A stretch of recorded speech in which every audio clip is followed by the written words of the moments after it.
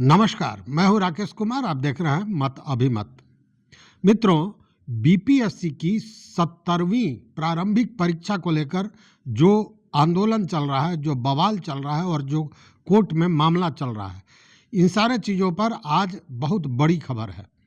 खबर यह है कि आज पटना हाई कोर्ट में इस मामले की सुनवाई हुई और सुनवाई के बाद बीपीएससी का जो ये विवाद जो है, जो कोर्ट में दायर किया गया था और दायर करने वाले अधिवक्ता थे वरिष्ठ अधिवक्ता हाई कोर्ट के वाईबी गिरी, और उन्होंने पप्पू कुमार नाम के एक अभ्यर्थी के लिए ये याचिका दायर की थी। इस मामले में कोर्ट का पहला फैसला आ गया है। कोर्ट ने बिहार सरकार को कहा है कि 30 जनवरी तक इस मामले में वो अपना एफिडेविट दायर कर दें। 30 जनवरी तक का समय दिया गया है। इस बीच में सरकार को बीपीएससी को अपना जवाब दे देना है और सरकार को ये निर्देश देते हुए यह भी कहा गया है, आयोग द्वारा आयोजित परीक्षा के परिणामों से संबंधित सभी जानकारी मांगी गई है। अब 30 तारीख तक का समय है, बिहार सरकार को इस पर समय देना होगा। लेकिन एक अहम बात जो कोर्ट ने कहा है उसको भी जानिए। कोर्ट ने कहा है कि फिलहाल हम अभी रिजल्ट पर रोक नहीं लगाने जा रहे हैं। मतलब अभी जो बार बार हो रहा है कि बीपीएससी रिजल्ट जारी कर देगा, फरवरी में जारी कर देगा, तो कोर्ट ने कहा कि हम रिजल्ट को रोकने का आदेश नहीं दे रहे हैं। मतलब हम कोई रोक नहीं रहे हैं रिजल्ट को, लेकिन यह भी बात समझा दिया कि कोर्ट का अंतिम फैसला जो होगा वो हो सकता है कि रिजल्ट को प्रभावित कर सके। मतलब कि कोर्ट अब पूरी सुनवाई के बाद क्या फैसला देगा, हो सकता है कि वो फैसला जो रिजल्ट है उसको प्रभावित करे। इसलिए कोर्ट ने इस बात का खुलासा स्पष्ट कर दिया है। इसका मतलब कि यह निर्णय बाद में लिया जाएगा कि रिजल्ट को लेकर क्या कदम उठाया जाएगा।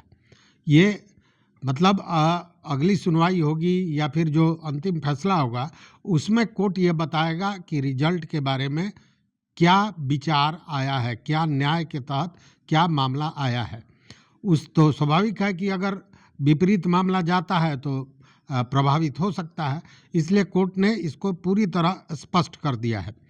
साथ में कोर्ट ने यह भी कहा है कि यह जो आज फैसला दिया जा रहा है यह लागू रहेगा तब तक जब तक कि अंतिम फैसला कोर्ट अपना नहीं सुना देता है। तो ये एक अहम मामला था कि कोर्ट ने रिजल्ट को तो नहीं रोका, लेकिन यह जरूर कह दिया कि मैं रिजल्ट तो रोक नहीं रहा हूँ, लेकिन जो अंतिम फैसला आएगा वह कहीं रिजल्ट को प्रभावित कर सकता है। मतलब एकदम स्पष्ट कर दिया कोर्ट ने कि सुनवाई के बाद ही इस बात को तय किया जाएगा। और साथ में सरकार से जो बीपीएससी आयोग ने परीक्षा लिया है 70वीं प्रारंभिक परीक्षा, उसके परिणाम को लेकर क्या क्या बातें हैं उसको पूरी तरह स्पष्ट एफिडेविट के द्वारा सरकार से मांग की गई है। मित्रों, बता दें कि यह जो मामला कोर्ट में पेश हुआ था इसमें जो पप्पू कुमार अभ्यर्थी हैं उनके तरफ से वाईबी गिरे वरिष्ठ अधिवक्ता अपनी बात रख रहे थे, वहीं सरकार की तरफ से महाधिवक्ता पीके शाही ने चीज़ों को रखा। देखिए, पूर्वाह्न में ही आज इसकी बात हुई है, बहस हुई है, और पूर्वाह्न में जब बहस हुई है उसके बाद कोर्ट ने इसके फैसले को लंच के बाद तक के लिए रिजर्व कर लिया था और लंच के बाद यह फैसला आया है। अब आपको यह भी बता दें कि जो पप्पू कुमार की याचिका है तो इनके तरफ से तो वाईबी गिरी थे ही, और इस पर वाईबी गिरी का जो बयान आया है वह लगभग वही बयान है जो पिछले दिनों उन्होंने कहा था। उन्होंने स्पष्ट कहा कि मेरा जो अनुभव है उस अनुभव के आधार पर मैं कह सकता हूँ कि इसमें छात्रों को न्याय मिलेगा। और साथ में उन्होंने यह भी कहा कि हाई कोर्ट सुनवाई के बाद हो सकता है कि जांच का भी आदेश दे। मतलब ये तो संभावनाएं हैं, लेकिन उन्होंने अपने अनुभव के आधार पर ये सारे बात रखे हैं और साथ में यह भी कहा है कि मेरा जो अनुभव कहता है उसके हिसाब से री एग्ज़ाम होना ही होना है। इस पर उन्होंने पूरा दावा दिया है कि अनुभव के आधार पर मैं यह कह सकता हूँ। उन्होंने कहा कि पुख्ता सबूत हम पेश करेंगे और पुख्ता सबूत है मेरे पास कि परीक्षा में गड़बड़ी हुई है। उन्होंने कहा कि इससे बड़ा सबूत और क्या होगा कि जब परीक्षा चल रही थी तो परीक्षा अवधि में ही माइक्रो ब्लॉगिंग साइट एक्स पर वह क्वेश्चन पत्र सर्कुलेट कैसे हो रहा था। मतलब कि कहीं ना कहीं वह पेपर लीक हुआ था, उनका यही कहना है। उन्होंने कहा कि यह भी सूचना हमें मिली है कि इसमें आयोग के अधिकारियों की भी मिली भगत है और इसीलिए इस मामले को लटकाया जा रहा है और नीतीश कुमार तक इस मामले को सही सही ढंग से पहुंचने नहीं दिया जा रहा है। क्योंकि नीतीश कुमार के पास अगर ये चला गया होता मामला तो अब तक परीक्षा रद्द हो गया होता और री एग्जाम की बात हो गई होती।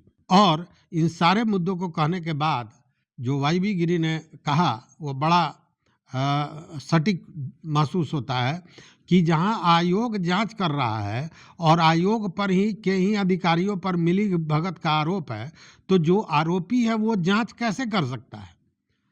इसलिए ये जो जांच वगैरह है ये कोई माने मतलब नहीं रखता है। और उन्होंने कहा कि अनुभव मेरा यही कहता है कि बच्चों को न्याय मिलेगा। आपको मैं बता दूं कि वाई.बी. गिरी जनसुराजी भी हैं, प्रशांत किशोर के भी अधिवक्ता वही हैं। तो ये सारी चीज़ें हुई। दूसरी ओर प्रशांत किशोर को देखिए, उन्होंने आज गंगा में डुबकी लगाई और साथ में उनका अनशन भी आज जो आमरण अनशन पर थे वो आज उन्होंने तोड़ा।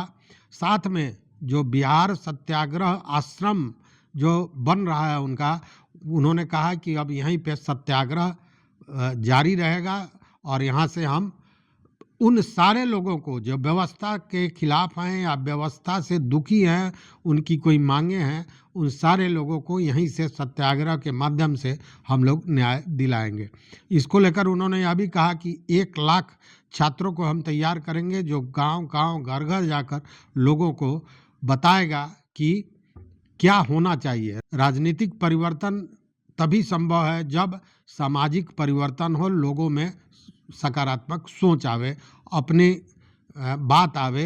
कहने का मतलब कि ये जो धर्म जाति आदि पर जो वोटिंग होती है, जो सरकार चुना जाता है, उसका उन्होंने कहीं ना कहीं कहा कि इसी का खराब प्रभाव समाज पर पड़ता है और समाज का विकास रुक जाता है। तो ये आज की प्रमुख 2 बड़ी घटनाएं थी। तो इस वीडियो में बस इतना ही। देखते रहिए मत अभिमत। मित्रों, चैनल पर नए हो तो सब्सक्राइब कीजिए, लाइक कीजिए, दोस्तों के साथ शेयर कीजिए और अपना विचार जरूर दीजिए। बहुत बहुत धन्यवाद। कोटिशः आभार।